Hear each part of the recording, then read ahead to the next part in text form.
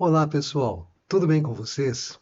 Estamos na semana do solstício de inverno e, por coincidência, ocorrerá um belo fenômeno astronômico no entardecer desse dia. Vamos conversar sobre isso? Vamos recordar o significado do solstício observando o movimento do Sol do ponto de vista de um observador ao sul do Trópico de Capricórnio, ou seja, ao sul da latitude da cidade de São Paulo. Essas observações todas que vou mostrar agora são do ponto de vista desse observador, conforme indicado neste globo. Ele vai observar o nascer do Sol a partir de um dia específico. Neste exemplo, eu escolhi o dia do equinócio de outono, que já passou, e ele vai acompanhar o movimento do Sol ao longo do dia. Então, o Sol vai se erguer a partir do horizonte, vai atingir o meridiano local, aquela linha que liga o ponto cardeal norte ao sul, passando pelo zênite. Este momento caracteriza o meio-dia verdadeiro desse observador. O Sol continua o seu trajeto até se pôr no horizonte oeste, no fenômeno que chamamos pôr do Sol ou ocaso, prossegue seu movimento até atingir o meridiano abaixo do horizonte, caracterizando então a meia-noite verdadeira deste observador. Ao longo do ano, ele vai observar o nascer do Sol e vai perceber que o Sol vai nascer cada vez mais ao norte daquele ponto em que nós começamos nossa observação.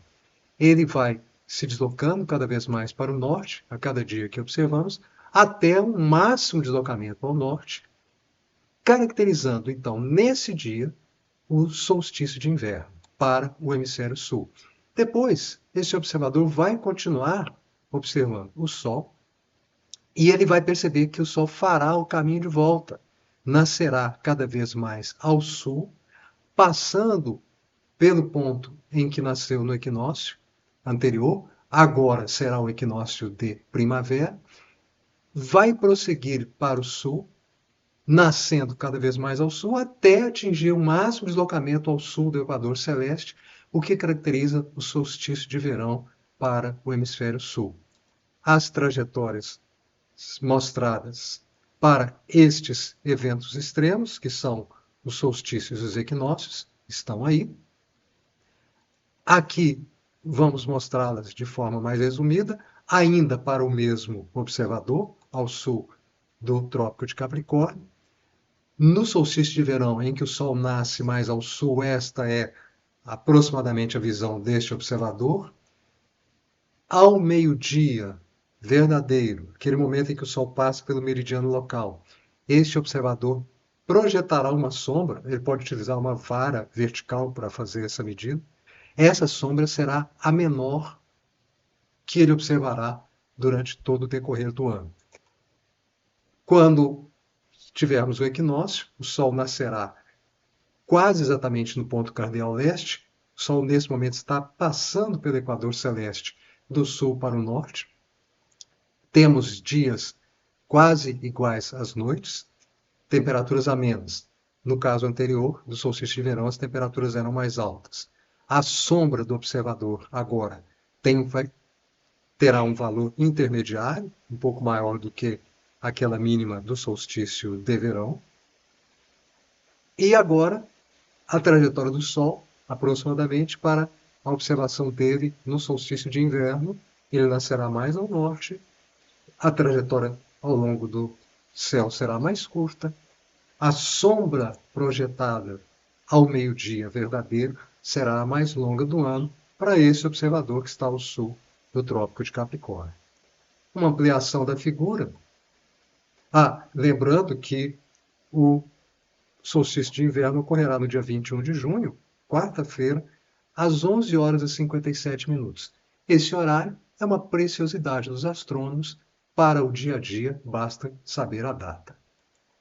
Aqui uma ampliação da figura para caracterizar melhor a ideia daquelas sombras.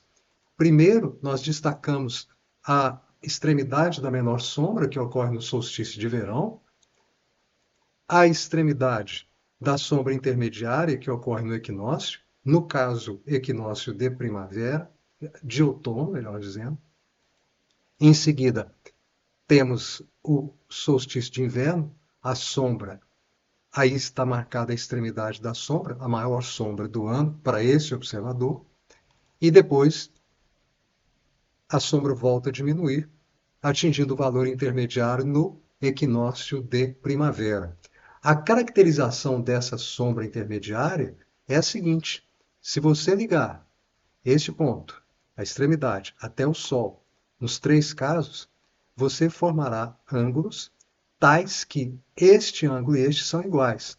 Ou seja, essa linha que une a extremidade da sombra no equinócio de primavera ou de outono, ela forma uma bissetriz do ângulo formado pelas duas linhas extremas.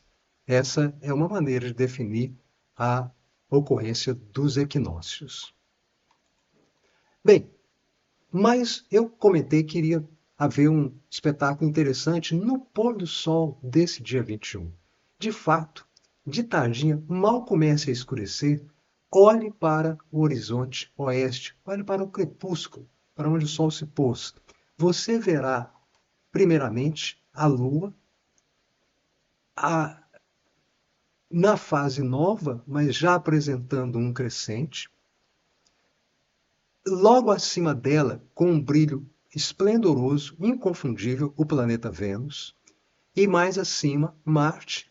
Nos primeiros momentos, quando estiver ainda claro, você talvez não perceba, mas assim que o escurecimento for mais intenso, você verá o planeta Marte ligeiramente alaranjado, inconfundível, bem menos brilhante, é claro.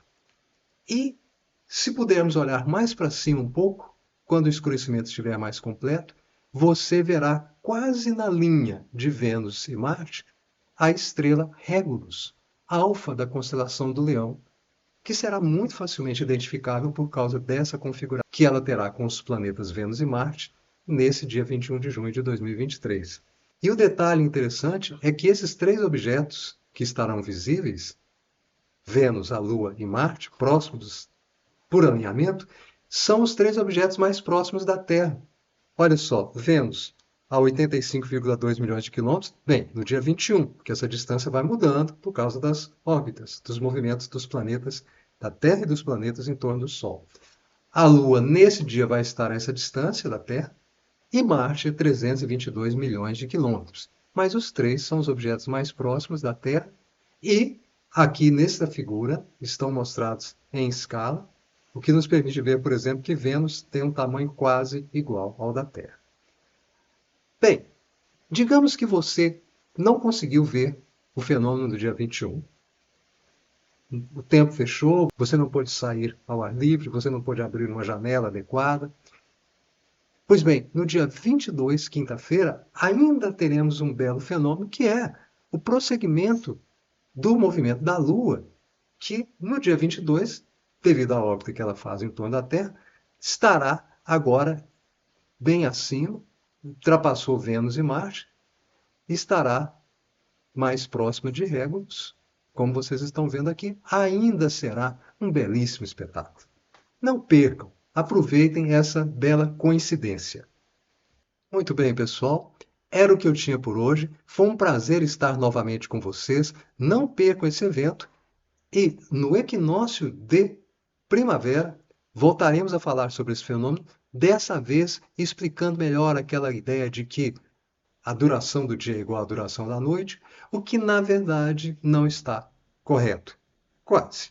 Mas vamos deixar isso para a ocasião adequada, que será o dia 23 de setembro, e depois nós teremos o solstício de verão no dia 21 de dezembro. Muito bem, foi um prazer estar com vocês. Não deixem de fazer os comentários, contem o que conseguiram observar. Até o próximo vídeo.